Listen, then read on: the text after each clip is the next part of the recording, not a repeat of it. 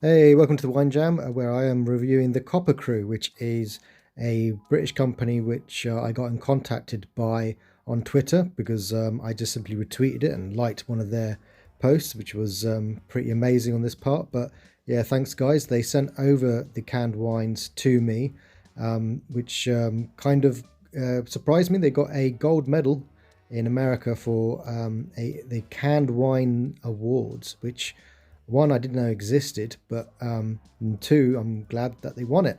These are South African wines that they have brought to the UK.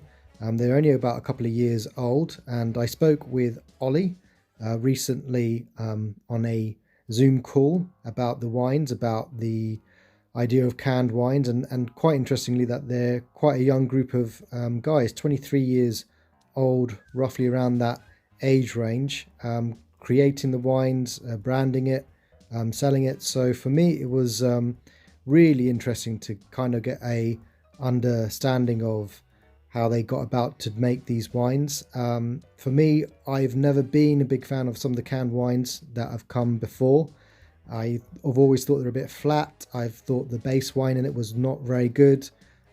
I struggled with the idea of why they think that they should put in inferior wine into cans when considering that you're purchasing a smaller amount of wine. So therefore, you should be producing at least a base liquid of wine that's decent for the consumer to have outdoors, indoors.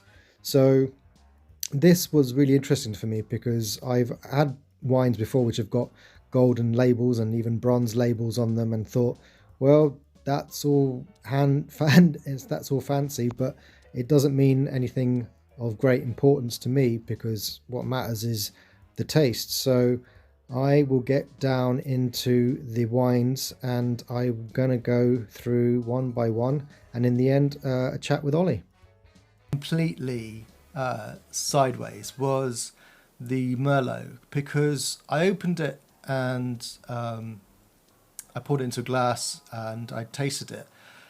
And I just went to myself, this is bizarre. Like, this is such a good red wine that I was having to contemplate the idea of actually, firstly, tasting it and going, this is quite muted when it's first open. And I went, that means that this wine needs to breathe. And that completely took me by surprise. Like, I was like, that's insane quality. I was super impressed with that one, I have to say. I kind of did actually leave it in the glass for an hour or so, came back to it, and I could see that the wine had evolved. As a Merlot, it was even coming across as like a really heavy Merlot. Even, if I was blind tasted that, I even thought it was a Cab Sauv. It was had some really dark, rich cherries, damson cherries with some dark chocolate in there with sort of some cinnamon sprinkles, just a touch of it.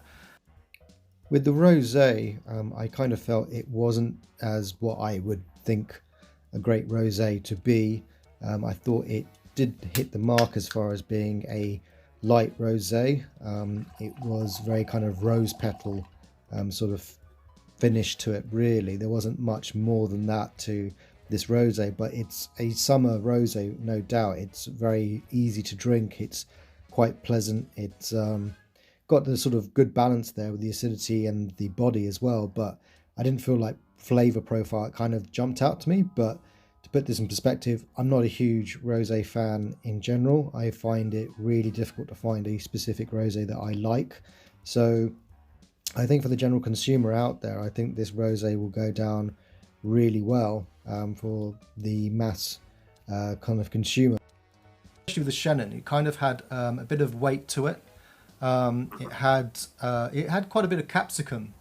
I felt on the nose and the palate for whatever reason, and in fact, it kind of actually came across as more like a Sauvignon from the Loire Valley. A little bit more, slightly more acidity, a bit more musk with it than I expected. It was interesting. It was really refreshing, really well balanced. I thought the body, the acidity, even weight to it. I thought I was quite surprised. I expected it to be really light, because that's what I'd come across before. I'm glad that you enjoyed it. Yes, I think what I can say to that is everything about the wine is all credit to Sam. Absolutely, Okay. it's all credit to him. You know, he's not only got a fantastic palate of himself, but he's also just done such a good job, I think, of getting something which really works in the can. And I think one of the things that we really wanted to make sure, and we were quite careful to consider, is, you know, it's not necessarily obvious how you might serve this, right? Because of the nature of cans, if you take them anywhere, Yeah. they might be out the fridge, they might not be, they might be in an ice bucket, whatever. So we were really big on also trying to make something that would drink well, whether A, it's straight from the can, B, if you put it into a glass, or also across temperatures as well.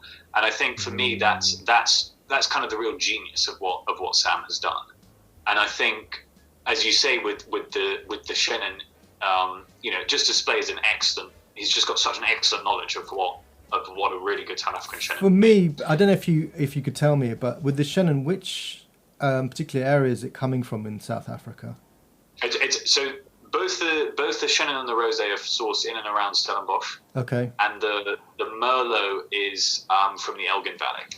Ah, okay, interesting. Thanks very much, guys. I hope you see you soon, and thanks to the Copper Crew as well for the wines. Loved it.